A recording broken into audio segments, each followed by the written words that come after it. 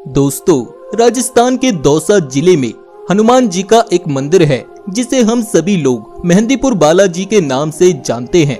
ये मंदिर कितना ज्यादा चमत्कारी है, इस बात का अंदाजा आप लोग इस बात से लगा सकते हैं कि यहाँ पर चारों तरफ आपको जंजीरों में जकड़े हुए और उल्टे लटके हुए लोग दिखाई दे जाएंगे।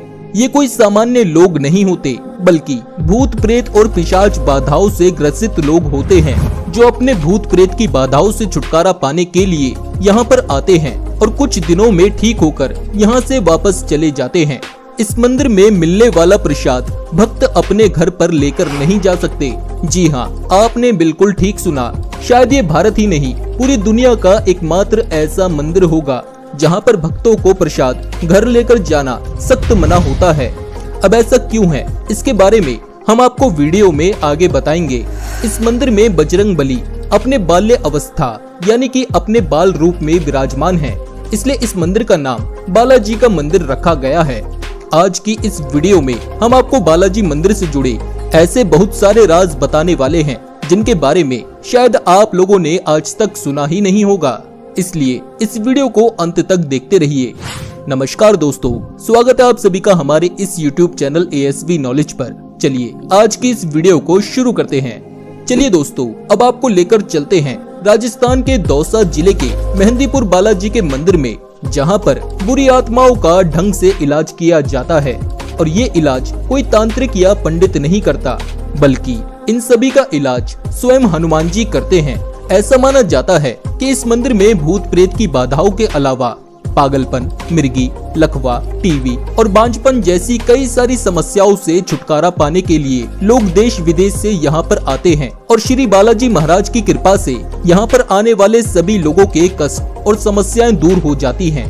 बालाजी महाराज का यह मंदिर मेहंदीपुर नाम की जगह पर दो पहाड़ियों के बीच में बसा हुआ है, इसलिए इन्हें घाटे पहाड़ों वाले बाबा के नाम से भी जाना जाता है। और जैसे कि हमने आपको पहले ही बता दिया कि इस मंदिर में बजरंग बली की मूर्ति उनके बालपन यानी कि बाल रूप की मूर्ति है और उनके बाल्य अवस्था को दर्शाती है, इसलिए मेहंदीपुर नाम की जगह पर बाल्य अवस्था में विराजमान होने के कारण इस मंदिर का नाम मेहंदीपुर बालाजी पड़ गया है। इस मंदिर में विराजमान हनुमान जी की मूर्ति से जुड़ी एक खास बात ये है कि इस मूर्ति को ना तो किसी कलाकार ना ही किसी मूर्तिकार ने बनाया है, बल्कि यह मूर्ति तो स्वयंभू है।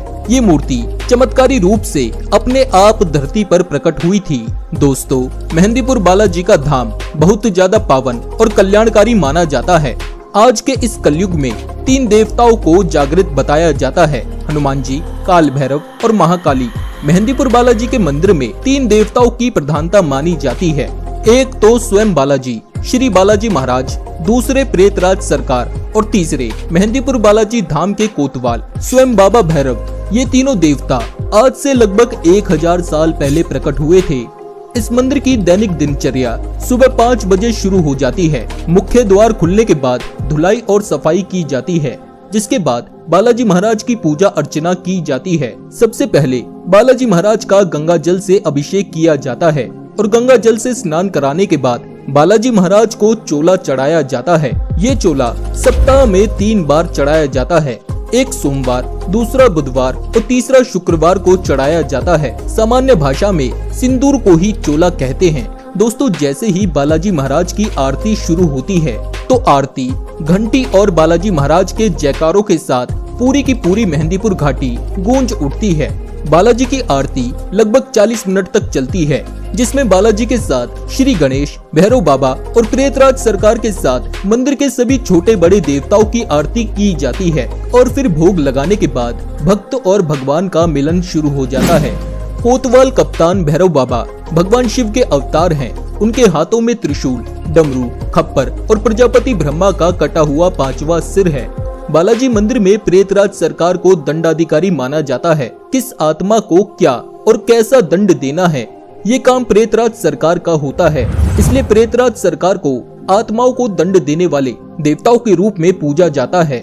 दोस्तों, इस मंदिर से जुड़ी एक धारणा यह भी है कि मुगल शासन काल में कुछ बादशाहों ने इस मंदिर को नष्ट करने की कुचेष्टा की थी, लेकिन वो जितना मूर्तियों को खोदते जाते, मूर्ति की जड़ें उतनी ज्यादा गहरी होती जाती।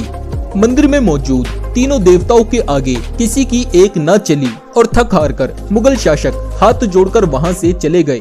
दोस्तों, ये बात बहुत कम लोग जानते हैं कि इस मंदिर की प्रतिमा के नीचे एक चमत्कारी कुंड है जिसमें निरंतर जल बहता है और ये जल कभी समाप्त नहीं होता। ऐसा माना जाता है कि मेहंदीपुर बालाजी की छाती की बाईं तरफ एक छोटा सा छेद है और इस छेद से भी जल बहता है और लोग इस जल को बालाजी का पसीना मानते हैं और बालाजी की कृपा के लिए इस जल को भक्तों पर छिड़का भी जाता है।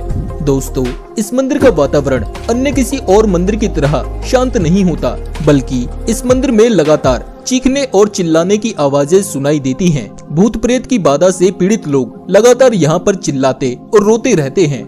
इसके अलावा मंदिर के खम्भों और दीवारों पर अपना सर पीटते हुए नजर आते हैं, जिनमें महिलाएं, पुरुष और बच्चे भी शामिल होते हैं। बालाजी के मंदिर को बहुत ज्यादा चमत्कारी मंदिर माना जाता है। लोग यहाँ पर बालाजी को लड्डू, प्रेतराज सरकार को चावल और भैरव बाबा को उड़द की दाल का भोग लगाते हैं और फिर बाद में ये प्रसाद वहाँ पर मौजूद पशु पक्षियों को खिला दिया जाता है, क्योंकि इनको बालाजी का दूत माना जाता है। इसके अलावा भूत प्रेत से पीड़ित लोग भी इस प्रसाद को खा सकते हैं, लेकिन जब कोई इंसान इस मंदिर या फिर मेहंदीपुर गांव से वापस जाता है तो उसे अपने साथ प्रसाद लेकर जाने की मनाही होती है, क्योंकि ऐसा कहा जाता है कि असुरी और काली शक्तियाँ इस प्रसाद की तरफ आकर्षित होकर आपके साथ आपके घर तक जा सकती हैं और फिर आपको भी भूत प्रेत और पिशाच की बाधाओं का सामना करना पड़ सकता है।